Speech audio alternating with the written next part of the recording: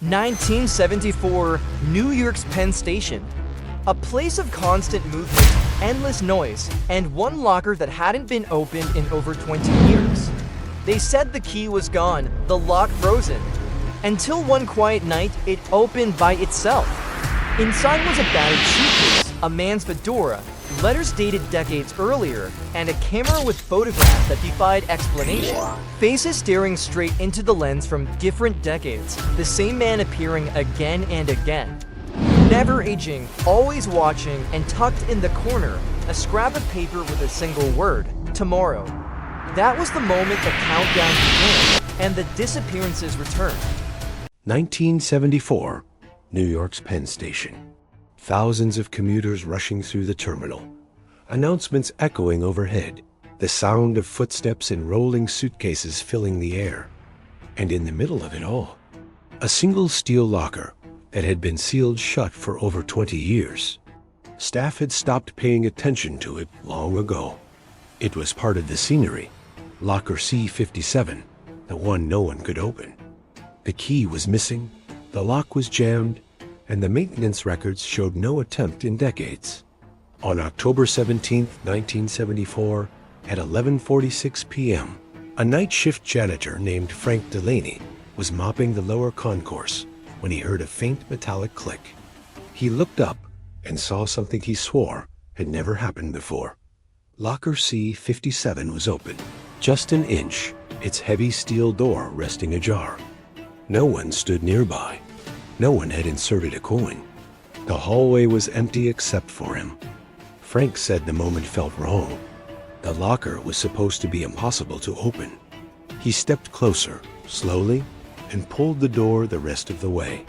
Inside was a scuffed brown suitcase, its leather straps worn, its brass buckles tarnished. On top of it sat a man's fedora, dusty, but not the kind of dust that settles over decades. More like it had been placed there yesterday. Frank called his supervisor, who in turn called transit police. 2 officers arrived within minutes. Officer Klein and Officer Ramirez lifted the suitcase out and set it on the tile floor. It was heavier than they expected. A deep, solid weight, like it was packed tight. No one said a word. The 3 men just stood there, looking at it, all of them sensing the same thing. Whatever was inside did not belong to this station, not anymore. Klein unclipped the buckles, one by one. The suitcase gave a faint creak as it opened, releasing a stale, unfamiliar smell. Inside, neatly packed, were a folded wool coat, a pair of black leather gloves, a stack of letters bound with twine, and at the very bottom, a small box-style camera with a roll of undeveloped film still inside. Frank didn't recognize the clothing style. The coat looked like something out of the early 50s. The letters were postmarked, but the ink had faded too much to read the addresses. And the camera was cold to the touch, colder than the locker itself, like it had just been pulled from ice.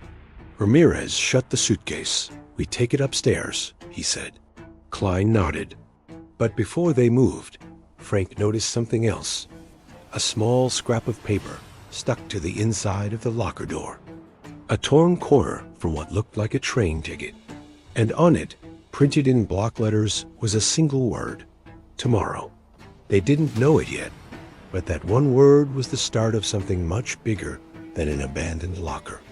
The suitcase, the fedora, the camera, all of it was taken to the transit police office upstairs.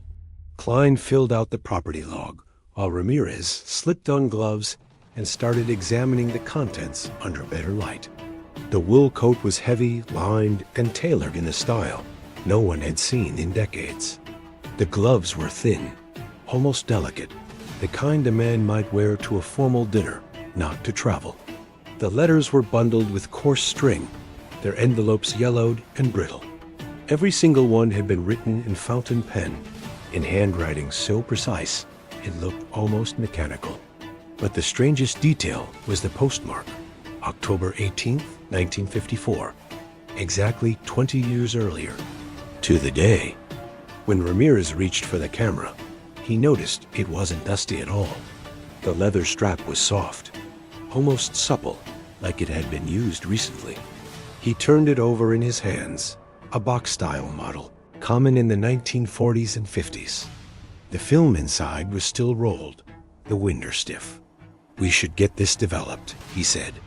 Klein nodded and placed it gently into an evidence bag. Meanwhile, Frank, the janitor, hovered near the door. He didn't want to leave, though no one had asked him to stay.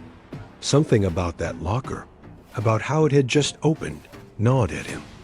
By noon the next day, the camera and letters were sent to the NYPD evidence lab. The letters went into climate control for preservation, while the film was carefully removed and placed into the chemical bath. The technician, a woman named Diane, worked in silence as the images began to emerge. But when she called the transit police to see the results, her voice was shaking.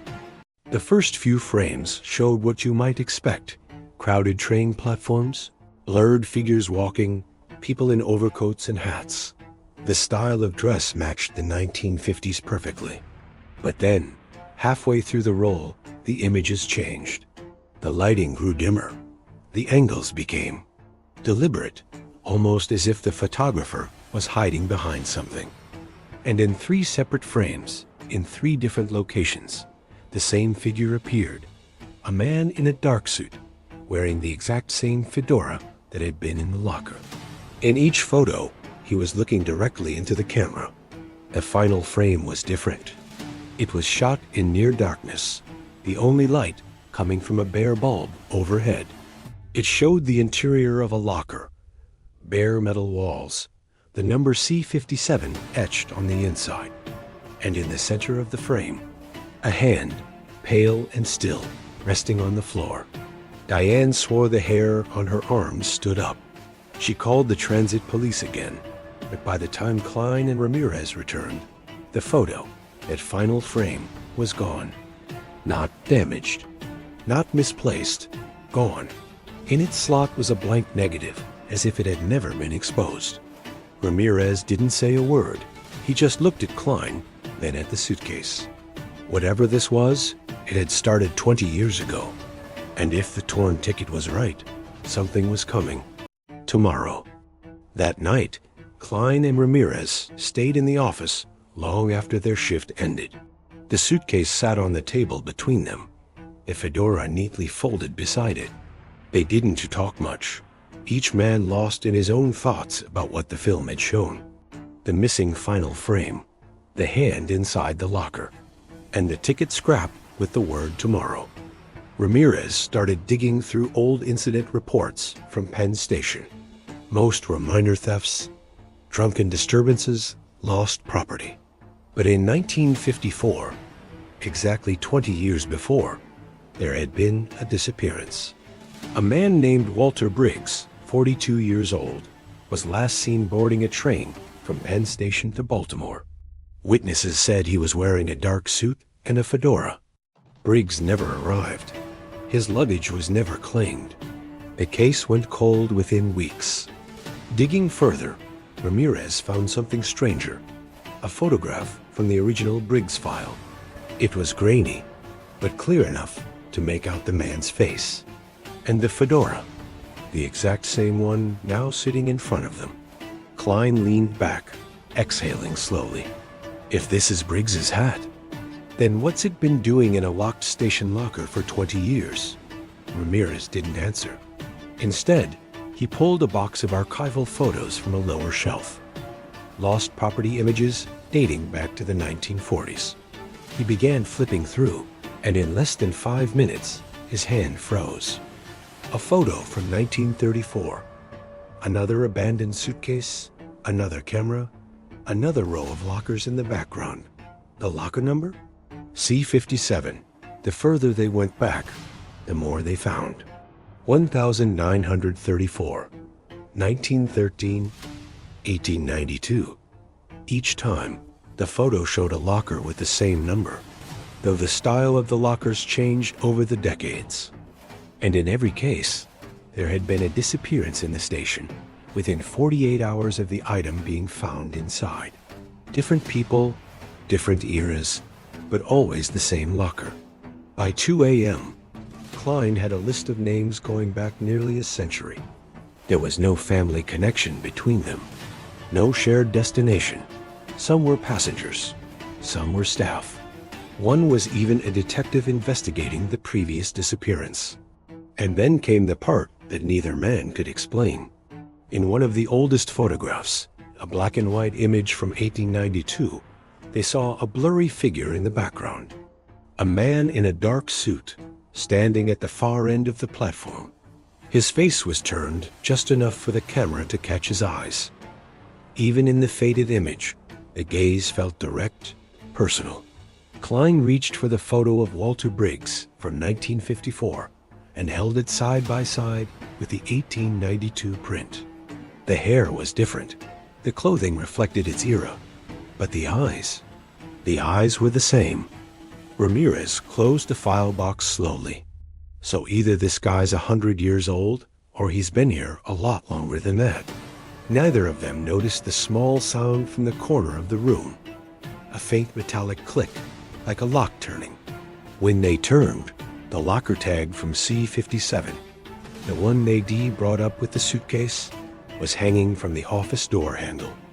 The morning of October 18, 1974, Penn Station was even busier than usual. Rush hour trains roared in and out. Announcements overlapped, the air thick with cigarette smoke and the smell of coffee. But for Klein and Ramirez, every noise felt muted. They knew the date. The ticket scrap had warned them. They set up near the locker concourse, plainclothes, keeping C-57 in view. Frank, the janitor, worked his shift as normal, though he kept glancing their way. The suitcase and its contents were locked in the evidence room. The only thing in C-57 now was empty steel. For hours, nothing happened. Then, at 11:17 a.m., a man in a dark overcoat appeared at the far end of the hall. He didn't walk like the commuters. No rush, no hurry. His pace was steady, deliberate. In one hand, he carried a small paper bag. He stopped 3 lockers down from C-57 and stood still. For nearly a minute, he didn't move. Then, without looking around, he placed the paper bag inside C-57, closed the door, and walked away. Ramirez was up in an instant. He reached the locker in seconds, yanked it open, and found the bag empty. Just a single scrap of paper inside, folded twice. On it, in the same block lettering as before, were 3 words: "Do not follow." Klein scanned the hall, but the man was gone. No trace. No exit caught on the security monitors. They took the note back to the office. The paper was thick old, the kind not made anymore. And the ink? The lab tech swore it was fountain pen ink, fresh, but using a formulation phased out before World War II. By nightfall, they'd agreed on one thing. They couldn't just wait. C-57 had a pattern, and the disappearances always happened within 48 hours of a sighting. If they could stake it out overnight, maybe they'd catch whoever was behind it. Frank insisted on staying with them. "I've been here too long to walk away now," he said. So at 11:30 p.m., the 3 men sat in the dimly lit concourse, the locker row stretching ahead of them. The station was nearly empty, the last trains gone, the hum of the fluorescent lights the only sound. Then, right on midnight, the door of C-57 swung open by itself. No sound of a key, no coin, just a smooth, silent movement. Inside wasn't the steel interior they'd seen that morning. It was dark, so dark that even with their flashlights, they couldn't see the back. And from somewhere deep inside, they heard it. Footsteps. Slow. Coming closer. Klein took a step forward, flashlight beam fixed on the blackness. The sound grew louder, the echo rang for the size of a locker. And then, a hand emerged from the darkness. Pale, wearing one of the black gloves from the suitcase. Klein froze, his flashlight trembling slightly in his grip. The pale hand didn't move, just rested on the locker's threshold, as if waiting for permission to come through. Ramirez whispered, "Step back," but Klein shook his head. Then, without warning, the hand retreated into the darkness. Footsteps echoed again, this time moving away. Klein stepped forward and leaned in, aiming his light inside, and what he saw made his stomach tighten. The interior was no longer metal walls. It was a narrow corridor, stretching far beyond the depth of any locker. The walls were tiled in a pattern he didn't recognize, yellowed with age, and the air smelled faintly of coal smoke and something sweet like perfume. The air smelled faintly of coal smoke and something sweet like perfume. "Frank, go call backup," Klein said, but Frank didn't move. His eyes were wide, fixed on the corridor. That's not supposed to be there," he muttered. His voice was distant, almost entranced. Before Klein could stop him, Frank stepped inside. His shoes clicked on the tiles, the sound echoing unnaturally loud. His shoes clicked on the tiles, the sound echoing unnaturally loud. He disappeared into the dark, after only a few steps, swallowed up by it. "Frank!" Klein's shout bounced back at them in a hollow, warped echo. No answer. No answer. Ramirez grabbed Klein's arm. "We wait for backup. We don't go in." But then the corridor began to close, the tiled walls shifting inward, the darkness collapsing. The gap narrowed until all that remained was the empty steel interior of locker C-57. Frank was gone. When backup arrived minutes later, there was no sign of the corridor. Just cold metal, dust, and the faint scent of old leather. They searched the station for hours, reviewed every camera angle. Frank Delaney had simply vanished. 2 days later, the transit police evidence room was broken into. The suitcase, the fedora, the letters, and the camera, all gone. The lock on the evidence cabinet had not been forced. It had been unlocked with a key no one could account for. Klein and Ramirez were pulled from the case soon after. Officially, the report stated that locker C-57 had been removed during station renovations. The space where it once stood is now a blank section of wall. But every so often, late at night, cleaning staff claim they hear a faint metallic click in that part of the concourse. Some say they've seen a man in a dark suit lingering there, holding a fedora. And in 1994, 20 years to the day after Frank vanished, a Penn station janitor found a scuffed brown suitcase sitting alone in the middle of the concourse. Inside was a folded wool coat, a pair of black gloves, and a single photograph of Frank Delaney. He was standing in the tiled corridor, wearing the fedora, and he was smiling.